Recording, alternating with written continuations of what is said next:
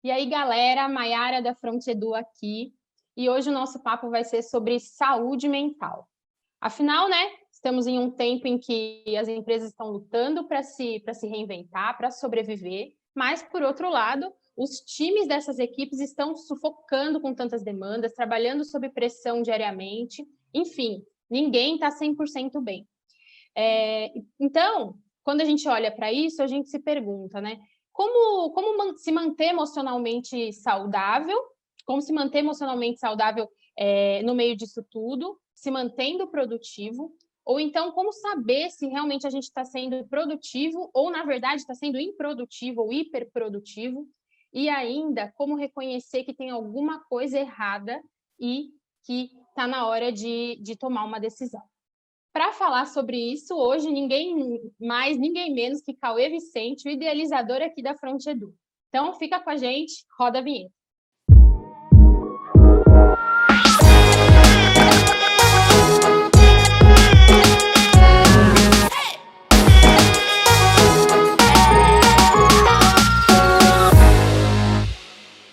Bom, então, como já disse, hoje quem está aqui com a gente para bater esse papo é o Cauê Vicente, e eu estou tendo a honra de trocar de lugar com ele. Normalmente é ele que está aqui comandando esses papos, mas hoje é ele que está sendo entrevistado, exatamente porque, além de idealizador aqui da Frontedu, e além da carreira em educação corporativa que ele construiu, né, ajudando a desenvolver líderes e equipes em grandes empresas aí ao redor do Brasil, além disso, ele também é psicólogo e, de verdade, uma das pessoas mais empáticas que eu já conheci.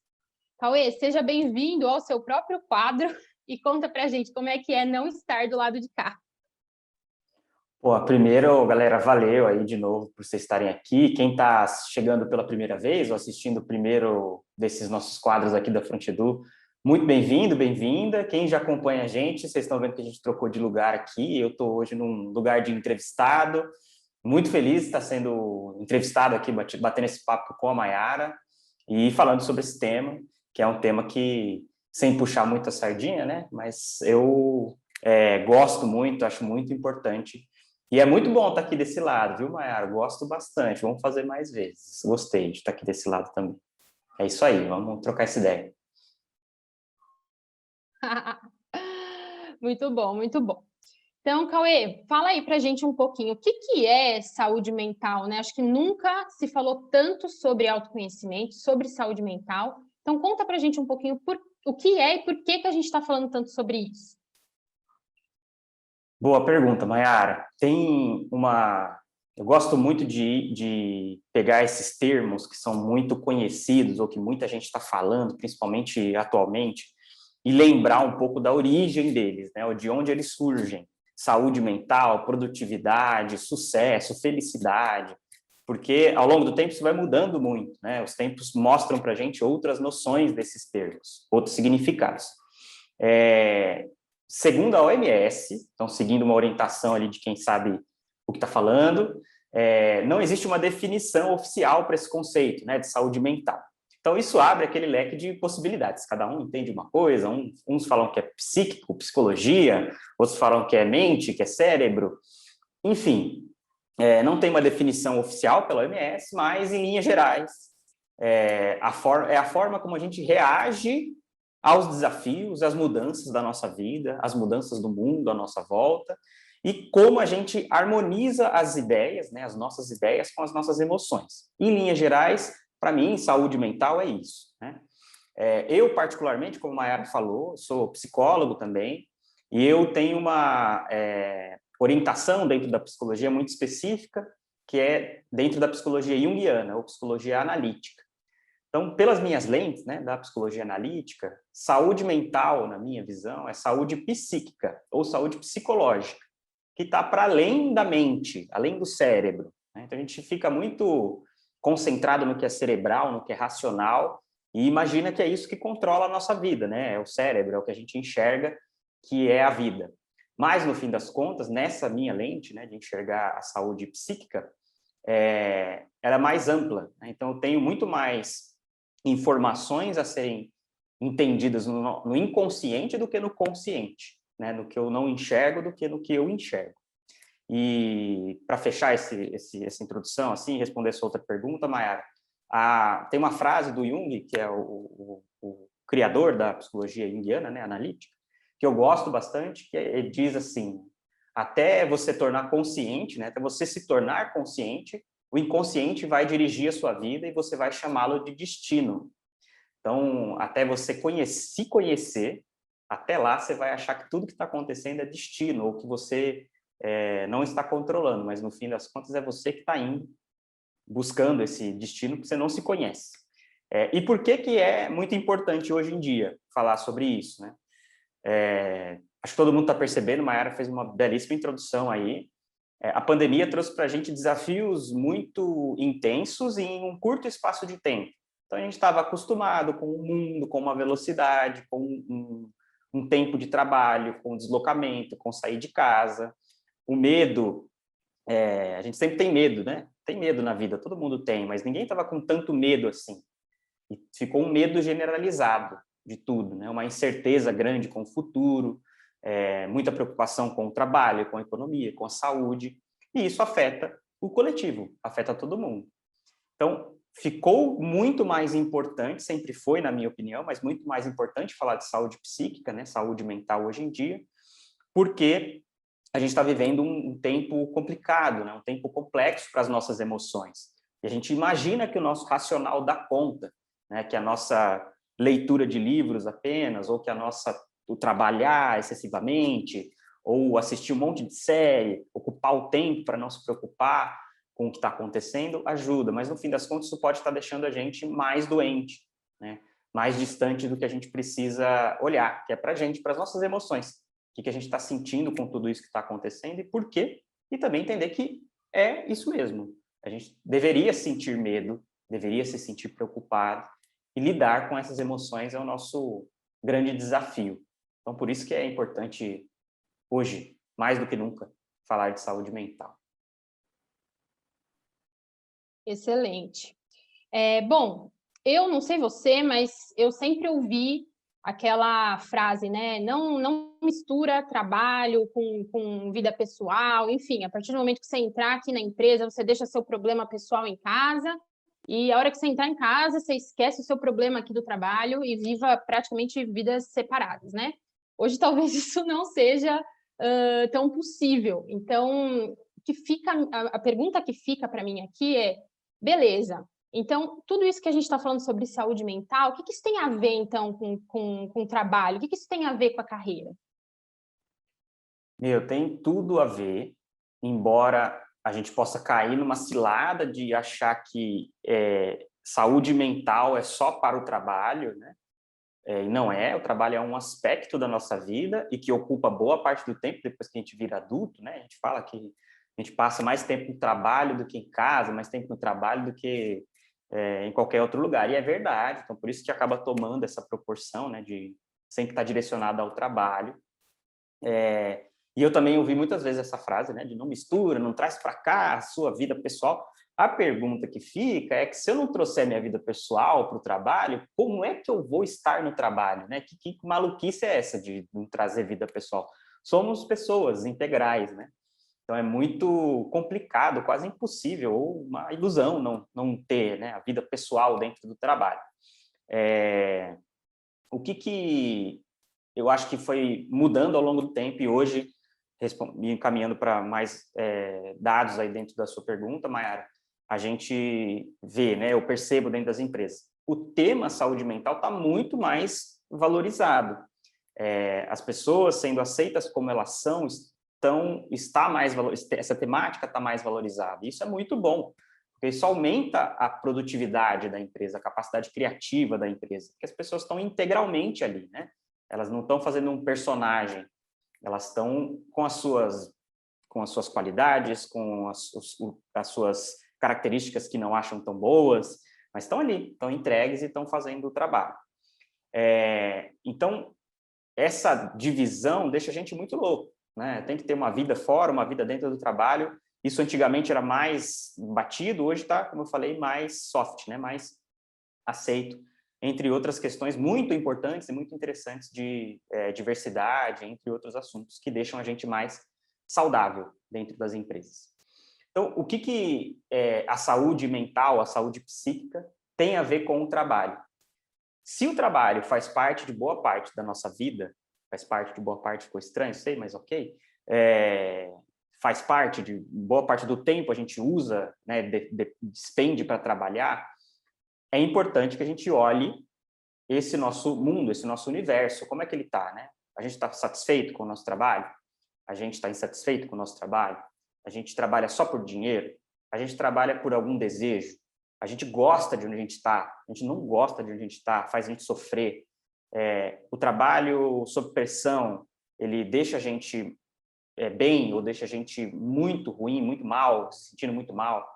Então, são algumas questões a serem levantadas dentro do tema saúde mental para saber como isso está afetando a nossa capacidade produtiva, né? O nosso trampo ali, o trabalho que a gente está entregando.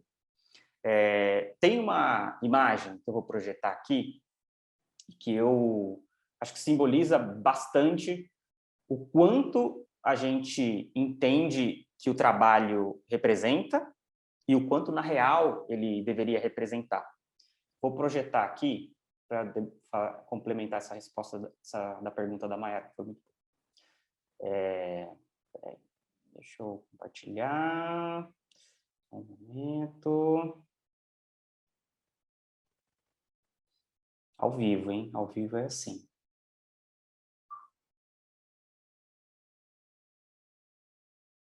Ó, essa foi uma imagem do Diego Barreto, que é do iFood, lançou um livro recentemente também chamado Nova Economia, muito interessante. E aqui tem um pouco do que contaram para a gente, né? Na parte de cima do gráfico está mostrando um pouco do que contaram para a gente que é o trabalho. Então, como é que ensinam a gente a medir sucesso? Salário, cargos e títulos. Então, a gente acredita desde quando a gente sai da escola que é isso. E tem que ser feliz com isso. Mas nessa telinha aqui tem duas pessoas, eu e Mayara. Será que a gente pensa a mesma coisa? Será que a gente desde criança foi ensinado que isso é assim? Será que a gente admira os mesmos líderes, as mesmas pessoas? E vocês que estão assistindo, né? Quantas diferenças tem de percepção? Mas, no fim das contas, a gente acaba sendo meio que pasteurizado a acreditar que o trabalho é isso, né? Que sucesso é isso aqui, que está na parte de cima. E como deveria ser que está na parte de baixo. Então, como é que a gente deveria medir sucesso? Olha só a quantidade de coisas, né? Que é a nossa vida. Não é só produtividade, salário, cargo, título. Olha onde está ali salário, né? Tempo livre, amar o que faz, saúde mental, olha o espaço de saúde mental, física, cargos e títulos.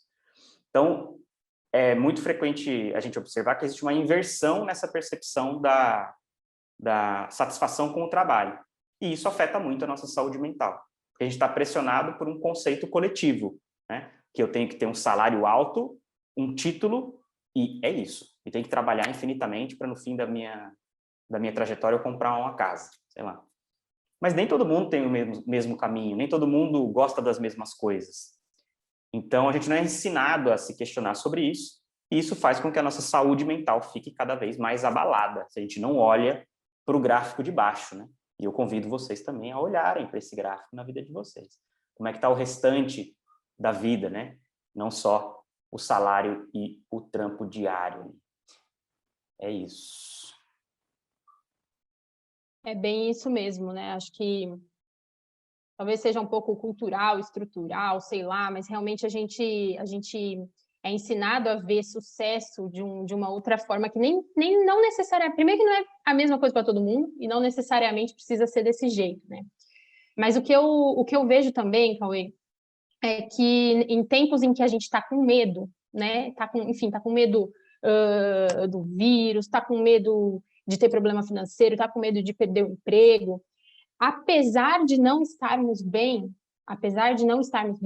a gente segue tentando dar conta de tudo, né? Equilibrar todos os pratinhos e fingir que não tem nada acontecendo. E aí é muito fácil a gente cair naquele dilema do ser produtivo ou não ser produtivo, né? E aí, além de ser produtivo ou improdutivo, talvez a gente esteja sendo hiperprodutivo. Eu queria que você comentasse um pouquinho sobre o que é esse negócio de ser hiperprodutivo e como que a gente faz para identificar se a gente está sendo produtivo realmente ou se tem alguma coisa errada ali no meio do caminho e a gente precisa, enfim, parar e olhar com mais atenção. Conta aí. Sensacional. Muito boa pergunta, muito pertinente para o tempo que a gente está vivendo. E é só a gente olhar um pouco para nossa, se perceber na nossa vida, quem tem Netflix, né? Quem usa, acho que todo mundo, quase todo mundo, mas como a gente tem tentado ocupar o nosso tempo, ou como isso é comum, a gente tentar ocupar todo o nosso tempo com alguma atividade. Seja Netflix, seja meditação, seja leitura, seja... E não tem um espaço para o silêncio, por exemplo, não tem um espaço para sentir alguma coisa, ou para não fazer nada.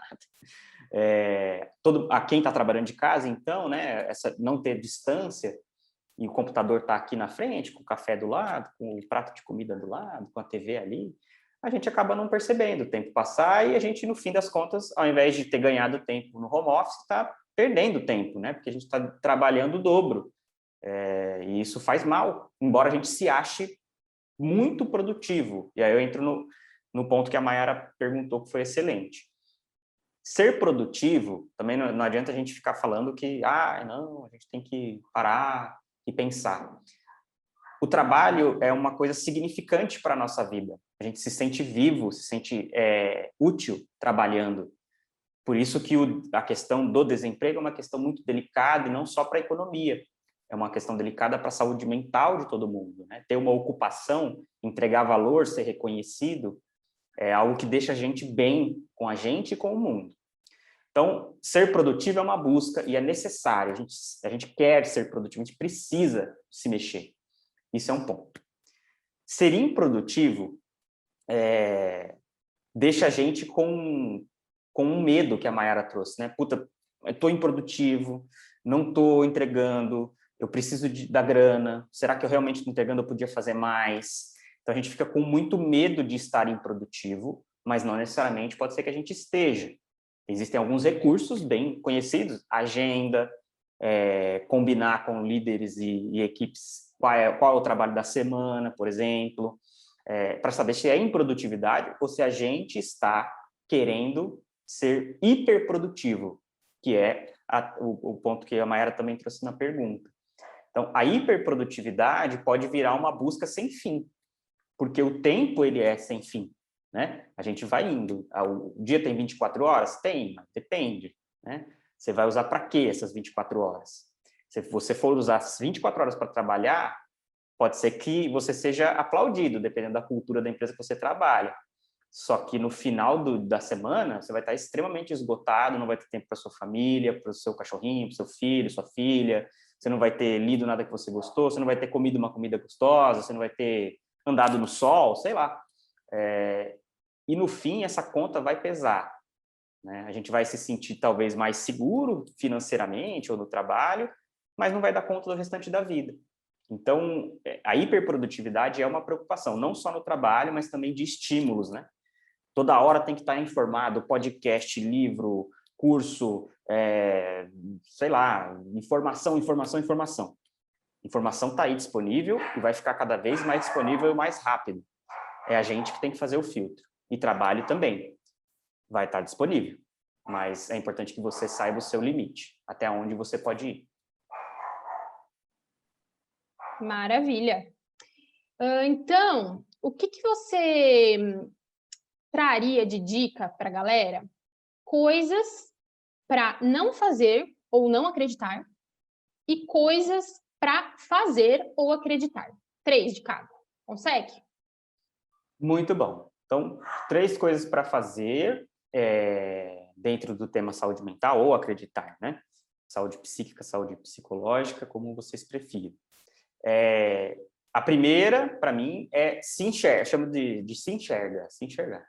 Então, se perceba. É muito mais fácil perceber o outro, julgar o outro, falar que o outro é tal coisa, que o outro é ansioso, que o outro é não sei o quê, que o outro é mandão. Mas e você? Né? O que te incomoda? O que te incomoda nesse outro também? Por que isso te incomoda? Dentro do seu trabalho, na sua equipe, na tarefa que você faz, no seu cargo? Por que isso te incomoda? A pressão, ela te faz mal? por que te faz mal? Você tem algum medo? Você está com medo de errar?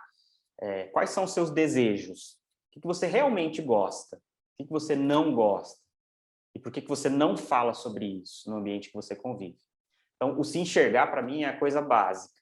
E aí não tem segredo, mas essas perguntas começam a ajudar você a se perceber, a se refletir, né? Mais falar de você do que falar dos outros. A outra dica aqui do Coisas para Fazer ou Acreditar é encontrar e acolher a sua vulnerabilidade. Vulnerabilidade é um termo que ficou bem famoso em 2014 por uma escritora, palestrante, chamada Brené Brown. Tem até o livro dela aqui, que é um livro excelente, na verdade, recomendo, muito bom. E vulnerabilidade sempre foi entendido como algo, como uma fraqueza. Mas vulnerabilidade é a sua verdade, a sua natureza, as coisas que você até tem vergonha, mas que podem ser suas potências. Então, encontrar essa vulnerabilidade, acolher e entender que isso é você e que é isso que você tem para entregar, que não está errado, apesar de algumas pessoas acharem que está, é um outro caminho interessante para você não sentir vergonha de quem você é, ou se sentir incapaz, ou sentir que você é menos do que deveria ser. Isso é uma outra coisa legal para acreditar ou fazer. Vulnerabilidade é potência e não fraqueza. E, não à toa, né, vou falar que terapia é muito importante. Para quem tem condição, para quem pode fazer, paga ou pública, é um caminho muito interessante, para mim é um dos melhores caminhos para entender melhor o que é saúde mental e se conhecer, ficar bem consigo mesmo e com o mundo. Ou qualquer outra prática que te ajude a refletir. Meditação, religiões, algo que te desconecte desse mundo racional e de informação e te conecte com você, né? Com as suas questões familiares, com as suas questões de gostos pessoais, desafios, emoções. Qualquer coisa já é um bom caminho. Então, essas são as coisas para fazer. Para não fazer, tem 3 coisas também. Ou não acreditar, né? Acreditar que o equilíbrio, tal saúde mental perfeita, está num livro que você vai ler de 100 páginas, você vai sair um monge budista ou uma monja budista. Isso não vai acontecer. Se você acreditar nisso, vai sofrer, no final das contas, vai se frustrar, porque o mundo é mais complexo do que um livro. Livros são caminhos, mas o autoconhecimento, ele é eterno. Quanto mais longo ele for, melhor você vai ficar consigo mesmo e com o mundo. Mas não está num livro, nem numa receita, nem em 10 dicas. O caminho pode começar nas dicas, né? Pode começar no livro, mas é maior, é mais longo. Excesso de autoajuda é uma outra coisa que eu não recomendo e que frequentemente está disponível aí nas livrarias, em todos os lugares, nos YouTubes da vida. Pode te ajudar em determinado momento, mas acreditar que tudo é possível, que tudo é para você, que tudo vai dar certo, pode trazer uma visão mais infantilizada da vida. Isso pode te frustrar. Não que a vida também seja uma coisa dura e difícil, mas é um meio de caminho e é sempre muito particular, né? Então, a autoajuda, eu acho que o excesso dela faz um pouco mal, no fim das contas. E a terceira coisa para não fazer ou não acreditar é se tornar uma máquina de busca por autoconhecimento. Como nesse mundo do trabalho, né? Tudo vira meta, tudo é métrica, a busca por autoconhecimento também pode virar uma meta e aí você pode adoecer, no fim das contas, né? Porque as respostas que a gente está buscando fora, no fim das contas, estão dentro da gente. A gente sabe, a gente só precisa aceitar. São essas as dicas, Mayara. É incrível como a gente não tende ao equilíbrio, né? A gente sempre tende para uma das pontas, uma das extremidades, e a gente precisa realmente estar sempre aí em busca de se manter centrado. Isso é muito doido de pensar. Mas aí, Cauê, eu fiquei me perguntando, e se a pessoa já fez tudo isso e mesmo assim sente que tem alguma coisa errada? Ou então, se ela está tão pilhada que ela não sente que tem condição de aplicar essas dicas que você trouxe. O que ela tem que fazer agora? Ela tem que largar tudo, pedir demissão e vender coco na praia? O que a gente faz? Uma boa pergunta e um super super mito, né, da atualidade, assim, de você virar o jogo e virar empreendedor, ou virar o jogo e largar o emprego e vender manga, sei lá, vender vaso artesanal. Eu passo por isso, todos nós passamos, né? É um um tópico coletivo, assim, a gente deseja esse sucesso integral dentro do trabalho. Não recomendo fazer isso de uma vez, assim, né? Pegar e falar, eu vou agora vender manga, largar tudo e pegar o seguro, quem tem seguro, pegar o dinheiro e sei lá para onde, sem antes fazer algumas coisas, né? Se o negócio estiver muito difícil, se a tampa já estiver bem cheia, é sinal de que essas coisinhas não foram feitas, então tá acumulado. Para ir desacumulando, e é muito difícil fazer isso, mas é um exercício, existem algumas coisas que a gente pode fazer antes de pegar e decidir que a loja de manga vai se chamar tal coisa e que a gente vai lá para vender manga na estrada. Conversa com alguém, conversa com pessoas que você admira ou que são pessoas que fizeram movimentos parecidos, escute as histórias delas. Vocês vão ver que, muito provavelmente, não são histórias de total felicidade também. Elas mudaram, elas fizeram transição, mas doeu. Foi trabalhoso, começou do zero, um outro universo, um outro mercado, sei lá, uma outra empresa. Então, conversem com pessoas que vocês admiram, que fizeram movimentos parecidos, isso é uma coisa. A outra coisa é converse com pessoas que te amam, que gostam de você, que não vão te julgar. Família, companheiro, companheira, amigos muito próximos, porque ali vai ter um cuidado com você, não vai ter um julgamento de, não, você precisa fazer 5 coisas, antes de pensar nas 5 coisas. As 5 coisas são importantes, é a outra coisa a se fazer, né? Então, depois de refletir sobre isso, tentar se acalmar um pouco e organizar as ideias, organizar os sentimentos, na real, vai para uma organização mínima de ideias. O que você imagina que você vai fazer, né, quando você mudar? O que vai acontecer? Tenta rabiscar, desenhar, sei lá, escrever. O que você imagina que acontece quando você sai de uma empresa que você está puta, e você quer ir para outro lugar? Por que você vai fazer esse movimento? O que você vai encontrar lá que você não tem aqui? Aí é um exercício mais racional. Se vai ser a venda da manga na estrada, o que você acha que vai ter lá que não tem aqui?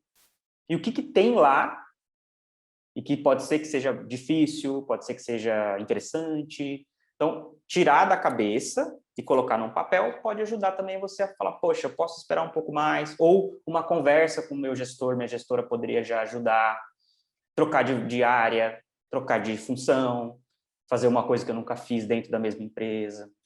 Então, movimentos radicais são perigosos. Eu recomendaria esses passos antes, e terapia é bem importante também. Se você puder, ajuda. É um bom caminho.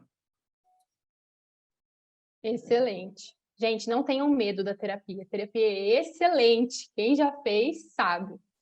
Bom, que papo rico. Nossa, adorei demais, Cauê. Obrigada aí pela oportunidade de trocarmos de lugar hoje. Você estar aí do lado de lá, do lado daí, né? Tem alguma coisa que você queira acrescentar? Alguma dica para deixar para o pessoal? Minhas dicas finais pode ser que venham com latidos de cachorro, ok? Mas faz parte do mundo novo, do novo normal, do home office. Mas eu acho que, primeiro, valeu, Mayara, pelo convite mesmo e por estar aqui desse lado e falando contigo. As perguntas sempre muito boas, conectadas com a realidade, né, da gente, né? Não são pessoas que estão vivendo num mundo maravilhoso e acho que a dica está nesse caminho também, está nessa linha, assim. Todos nós estamos afetados de alguma maneira pelo que está acontecendo. Eu, sendo psicólogo, fazendo terapia, trabalhando com educação, tendo meu emprego aqui, mas ainda assim estou passando também. Todos nós estamos passando por isso. A minha dica é que a gente desenvolva, ao invés de mais dureza, né, mais firmeza, que é o que o mercado e o coletivo diz para a gente desenvolver, que a gente desenvolva mais permeabilidade. Seja mais permeável, mais vulnerável, se aceite mais como você é, porque é a partir dessa aceitação que a potência surge, que o empreendedorismo de sucesso surge. Não é a partir do que o outro espera, sim do que você quer, do que você deseja, do que é você. Então, ser mais permeável, aceite mais as suas emoções e coloque elas em prática, né? Isso acho que vai sempre ajudar a gente a se aceitar mais, se acolher mais e ser mais criativo, mais potente. É isso. Muito obrigado pela companhia de vocês aqui nesse vídeo. Em breve teremos mais. Excelente. Bom, gente, esse foi o papo de hoje. Se você ainda não segue a Front Edu lá no Instagram, siga agora, @front_edu, tá? Se você quer desenvolver aí as habilidades mais desejadas, mais procuradas no mercado de trabalho, não deixa de acompanhar a gente, que com certeza vem muita coisa boa por aí, tá bom? Então, por hoje é isso. Valeu e até a próxima!